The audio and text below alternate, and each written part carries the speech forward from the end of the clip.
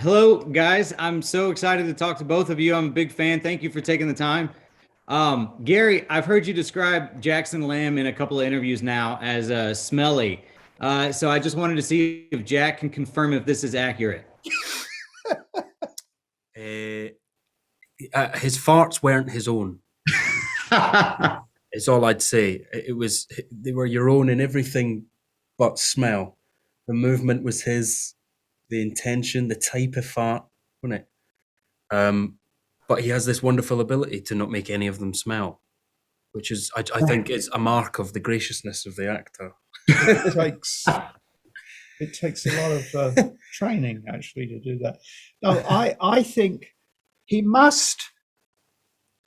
I don't think Jackson showers as often as we would like, because he does work a good long day and then sleeps on the sofa in the office, wakes up in the clothes that he slept in and then continues on.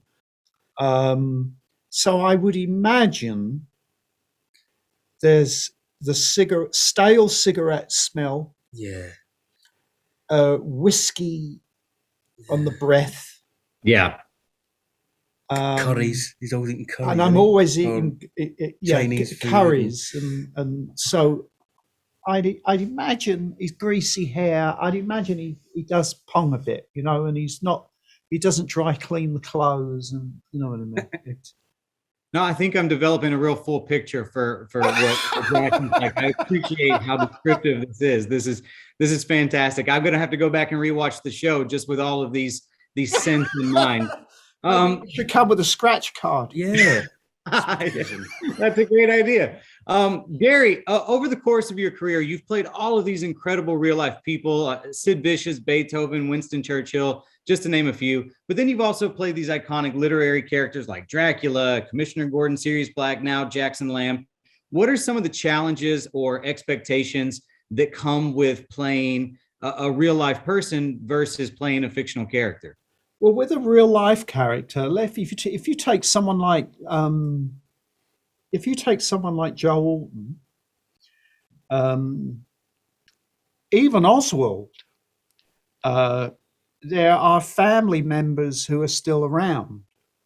So, with a fictional character, you can take it. You're at liberty. You have a freedom to take it places. You could get a fictional character and decide to have, I don't know, orange hair and do things with it that you have the freedom to do that. When you're playing a real life character or someone who has lived, I think there's a certain obligation that you have toward the family of the people that who are still around.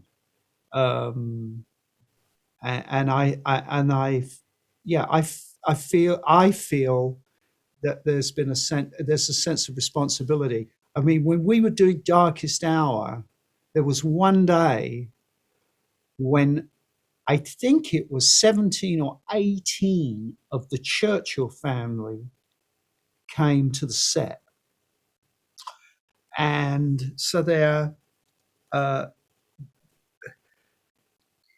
you want to do them proud.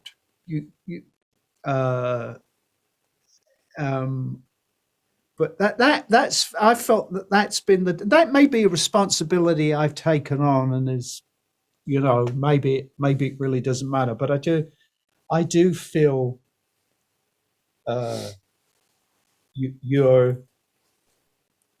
you can go places with a fictional character that you can't necessarily. Well, you just played someone.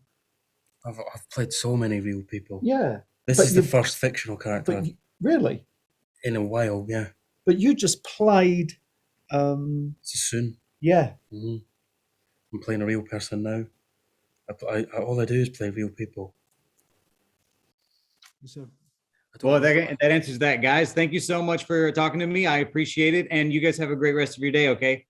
So this week I've heard Gary describe Jackson Lamb in a couple interviews already as smelly. Can either of you confirm if this is accurate?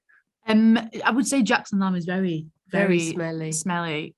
Gary, however, no, he's not very smelly.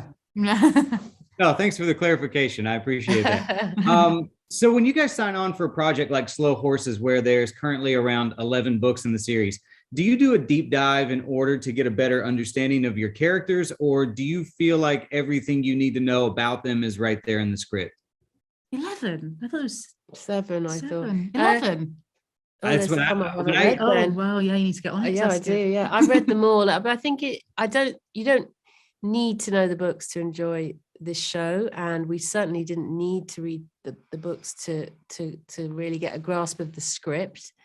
But I love to get as much information as I can about anything that I'm doing from any source. So to have these books was just a gift, really.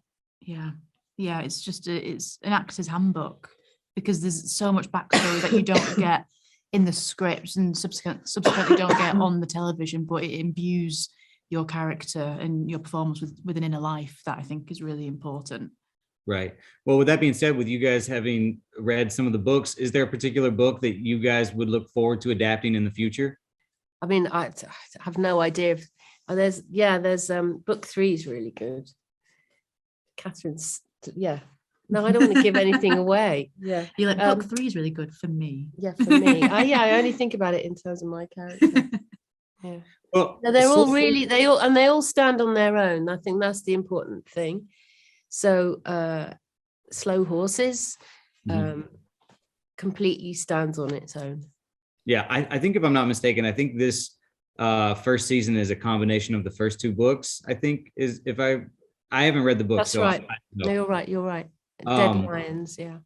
So Slow Horses, to me, felt very much like a story about overcoming past mistakes and proving your self-worth. Is there something in that theme that drew each of you to the project? No, but I think being in the project, you then have to think about all the themes. Yeah, within it, and the frustrations of life and the disappointments and the failures. Undermining. Yeah. Yeah. Certainly. Well, Olivia, before I go, you're appearing in House of Dragons soon, and I'm stupid excited for it. Is there anything you can tease as far as what Game of Thrones fans might expect from the show? No, I can't say anything. Oh, no, that's too No, bad. well, I don't know why people ask this question. You know I can't. I'll be murdered. I know. I don't want you to be murdered either. So I appreciate that. But guys, thank you so much for your time. I don't want to take up any more of it, but I just watched the first 2 episodes last night and I really enjoyed it. So you guys have a great rest of your day and thank you very much. Thank you. Cheers. Very much.